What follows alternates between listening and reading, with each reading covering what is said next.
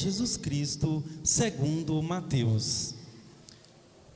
Naquele tempo, Jesus foi posto diante de Pôncio Pilatos, e este o interrogou. Tu és o rei dos judeus? Jesus declarou, É como dizes. e nada respondeu quando foi acusado pelos sumos sacerdotes e anciãos. Então Pilatos perguntou, Não estás ouvindo de quanta coisa eles te acusam?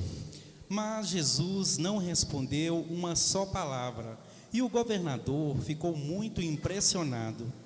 Na festa da Páscoa, o governador costumava soltar o prisioneiro que a multidão quisesse.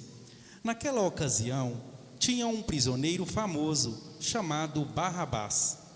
Então Pilatos perguntou à multidão reunida, Quem vós quereis que eu solte? Barrabás ou Jesus, a quem chamam de Cristo? Pilatos bem sabia que eles haviam entregado Jesus por inveja. Enquanto Pilatos estava sentado no tribunal, sua mulher mandou dizer a ele,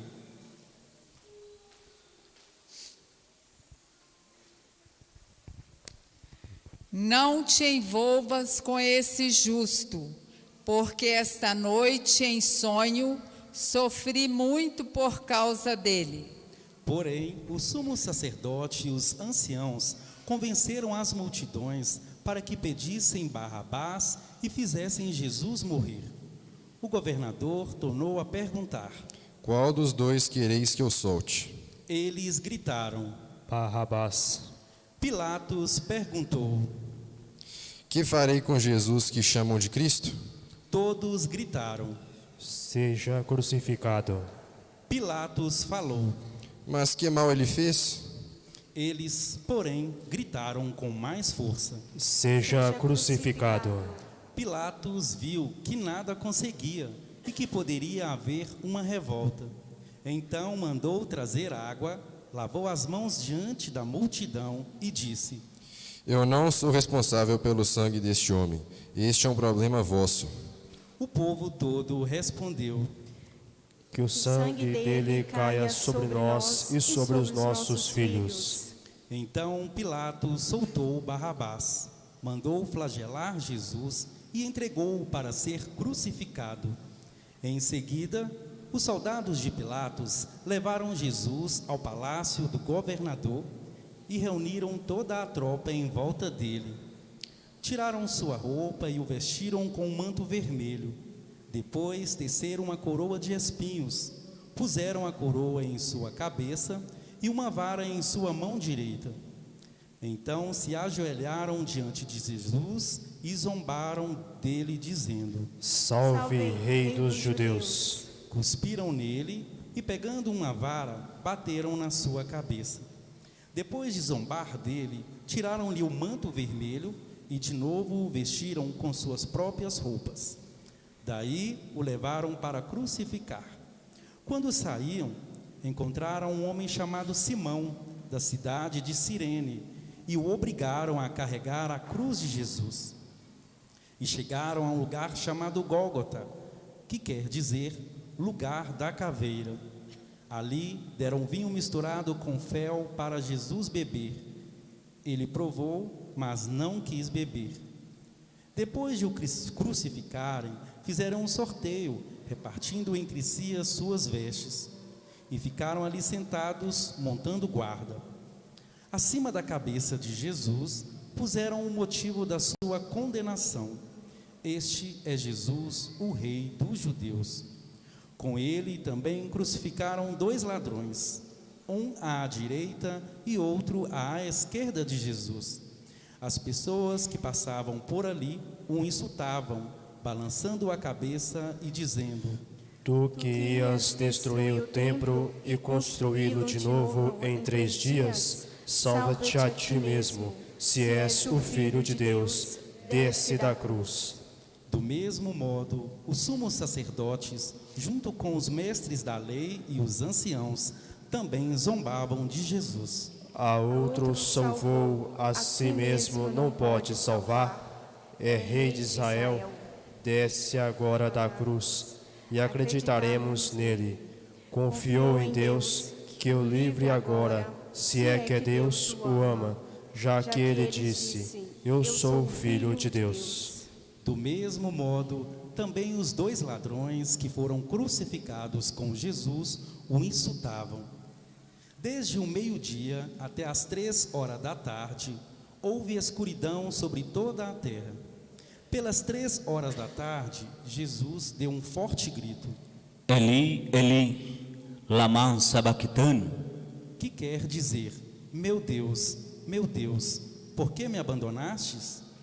Alguns do que ali estavam, ouvindo, disseram: Ele está chamando Elias. E logo um deles, correndo, pegou uma esponja, ensopou-a em vinagre, colocou-a na ponta de uma vara e lhe deu para beber.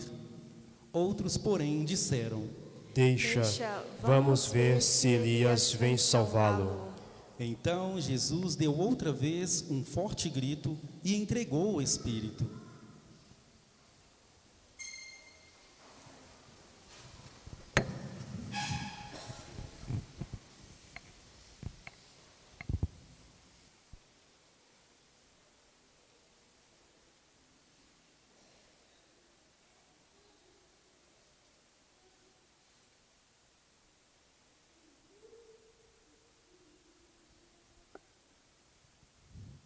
E eis que a cortina do santuário rasgou-se de alto a baixo, em 2 partes. A terra tremeu e as pedras se partiram. Os túmulos se abriram e muitos corpos dos santos falecidos ressuscitaram. Saindo dos túmulos e depois da ressurreição de Jesus, apareceram na cidade santa e foram vistos por muitas pessoas. O oficial e os soldados que estavam com ele, guardando Jesus, ao notarem o terremoto e tudo o que havia acontecido, ficaram com muito medo e disseram: Ele era mesmo Filho de Deus. Palavra da salvação. Glória a vós, Senhor. Glória e louvor, glória e louvor, glória e louvor a vós, ó Cristo.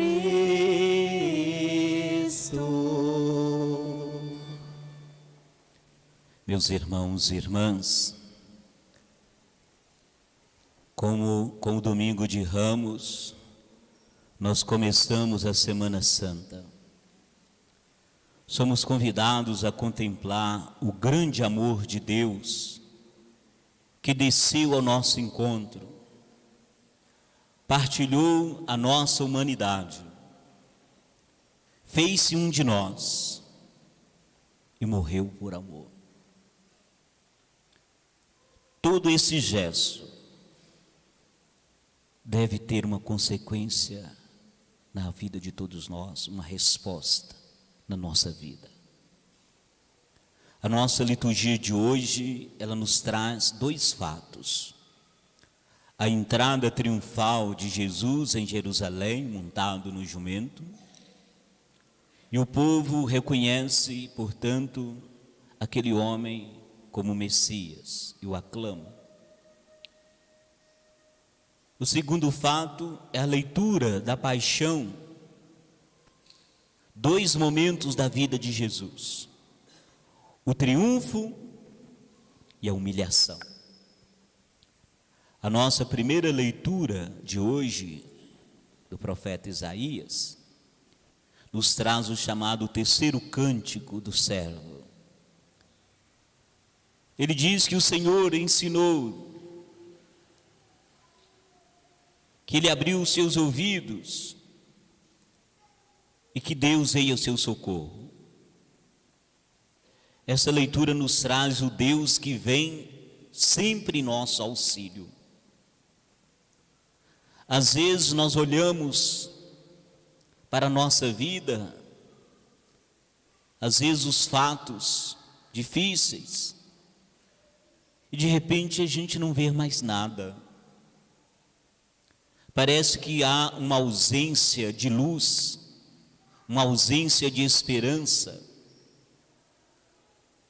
E aí nós clamamos como salmista, o Salmo 21. Senhor, por que me abandonastes? Foi o sentimento que Jesus teve também na cruz. A dor era tanta, a dor da cruz era tão forte, que o próprio Filho de Deus disse: por que me abandonaste? Não é diferente quando nós também sentimos uma dor ou passamos por um sofrimento muito grande. Temos a sensação, às vezes, que Deus nos abandonou. Mas não. Ele não nos abandona. Como diz o próprio servo no final da leitura, diante de tudo isso, eu sei que não serei humilhado, eu não serei esquecido, e Deus não nos esquece. Esse servo diz que teve a barba arrancada, é humilhação, cuspe no rosto, são ações humilhantes. Ser cuspido no rosto, a expressão de endurecer o rosto como pedra, diz que ele se manteve resistente, e a sua confiança em Deus, no seu amor, não o deixou sozinho. As primeiras comunidades cristãs viram nesse servo a pessoa de Jesus, o servo sofredor. Ele se fez servo de todos nós, ofereceu sua vida por nós, foi humilhado, e pela sua morte resgatou a vida de todos nós. Por isso que a segunda leitura de hoje, a carta de São Paulo aos Filipenses, é um lindo hino cristológico, dizendo que Jesus despojou, esvaziou da sua condição divina. No alto da cruz, ele viveu a dor da humanidade, experimentou as dores de todos nós, para servir, para nos dar a vida. E nos dois evangelhos que nós lemos de hoje, o primeiro evangelho, lemos a entrada de Jesus em Jerusalém. Jesus chega em Jerusalém, onde vai acontecer o seu confronto com as autoridades judaicas. As pessoas esperavam o Messias. Quem era esse Messias? Todo mundo acreditavam que seria um enviado de Deus, que iria chegar e tomar o poder no palácio de Jerusalém. E quando Jesus entra em Jerusalém, eles pensaram, é ele. E Jesus era o Messias, sim, mas não o Messias do jeito que o povo esperava. Não era o Messias poderoso, mas era o Messias servidor. Aquele que iria fazer da cruz o seu trono, e de uma coroa de pedras preciosas, a sua coroa seria de espinhos. Tudo por amor. Os ramos e o amor total estão extremamente ligados com esse domingo de Ramos. Jesus saiu de Betânia e foi para Jerusalém. Chegou à capital do poder. Jesus já tinha estado ali antes, mas agora ele quis entrar montado no jumentinho, não num cavalo branco, grande, como os reis, os conquistadores chegavam, como nós vemos nos filmes, não. O jumento é o animal da força, da simplicidade. O povo arrancou ramos de oliveira e cantava Hosana. A palavra Hosana significa salva-nos, ajuda-nos. Colocava os mantos no chão para Jesus passar. Interessante que aquele mesmo povo que aclamava Jesus como rei, depois pediu a sua morte. pediram: crucifica. Talvez nós poderíamos também nos perguntar: que grupo nós pertencemos? Que interesse colocamos na nossa fé? A morte se anunciava, era preciso enfrentar Jerusalém,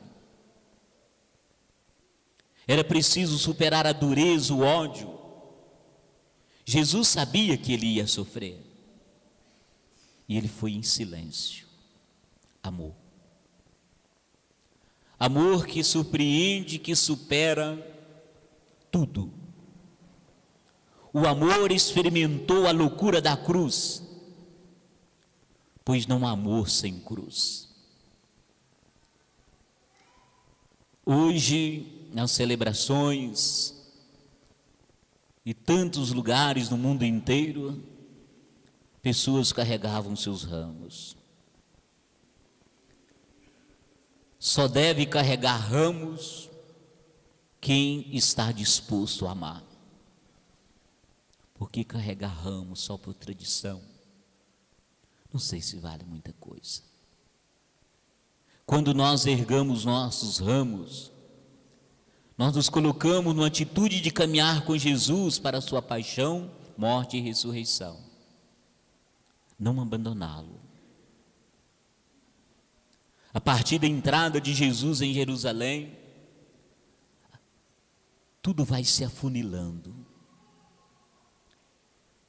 Depois de 3 anos de missão, de muitos contatos, pregações, Jesus chega no seu momento decisivo, confronto. De um lado o povo, do outro autoridades. O texto que nós lemos da paixão de hoje, que nós lemos nessa liturgia, é o texto mais breve. Existe um texto mais longo.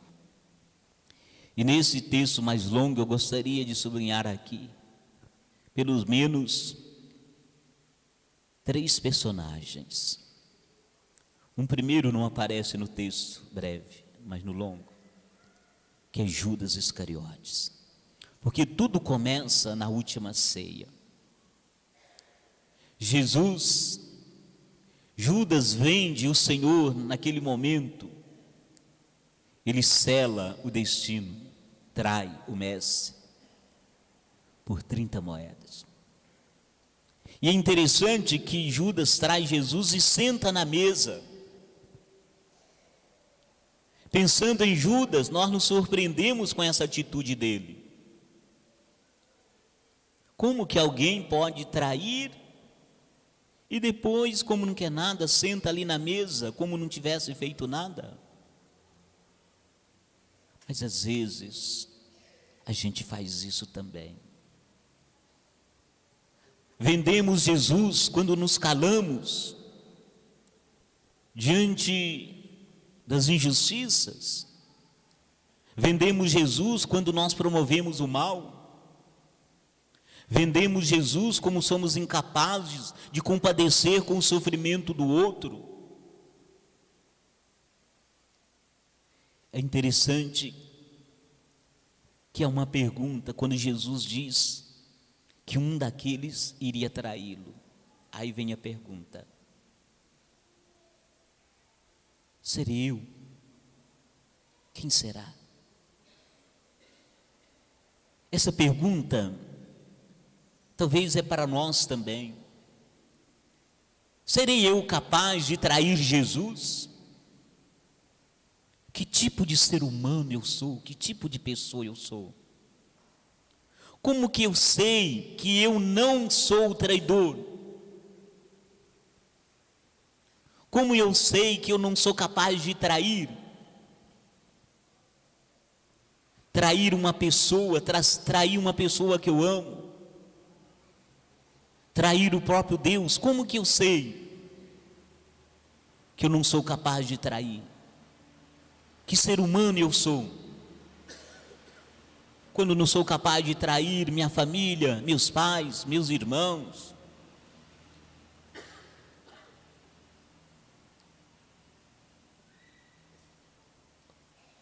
Outra pessoa que aparece no texto é Pilatos.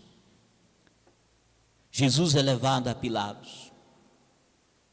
Diz o texto que eles condenaram Jesus por inveja, por interesse. Pilatos fez um gesto que ficou para a história. Lavou as mãos. Pilatos poderia ter livrado Jesus da morte, mas ele preferiu lavar as mãos. Às vezes nós também. Quanto bem eu poderia fazer e por omissão eu lavo as minhas mãos. Não quero me comprometer. Prefiro omitir. Quanto bem poderia ser feito ou ter sido feito se nós não tivéssemos omitido lavar as nossas mãos. Muitas vezes lavar as mãos é um gesto de omissão e covardia.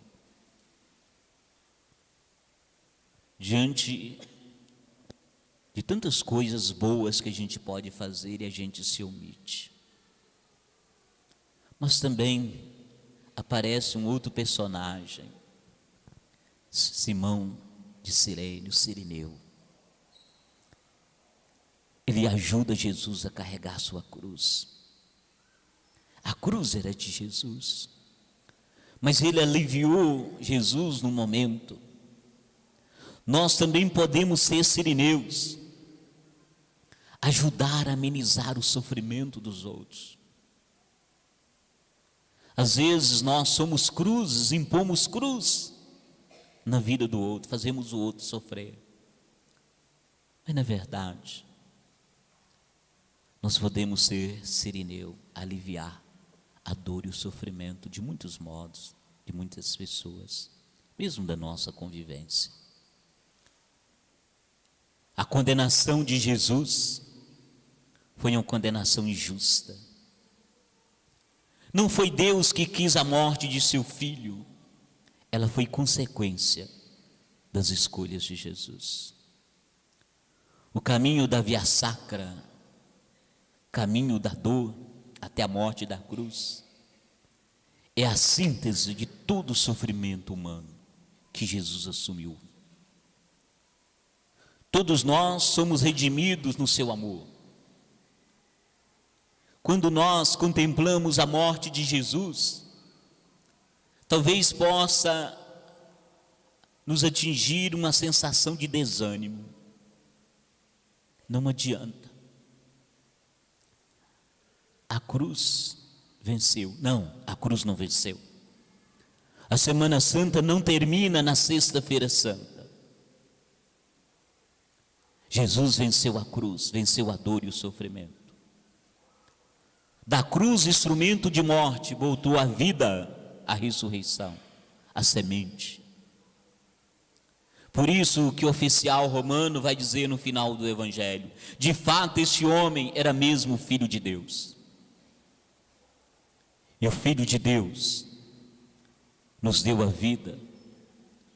O Filho de Deus ressuscitou. É isso que nós vamos celebrar. Façamos dessa semana uma semana realmente santa. Vamos caminhar com Jesus, mas nós não vamos até a cruz. Mas entender que a cruz não é o ponto final. O sábado que rompe as aleluias, que rompe as trevas e celebra a vida, a ressurreição. Façamos essa caminhada de sofrimento, de superação, de cruz, mas acreditando, sobretudo, na vida, porque Deus não nos abandona, como Ele não abandonou o seu Filho. Façamos essa caminhada de fé e de esperança, porque o Senhor sempre vem ao nosso encontro. Nesse momento,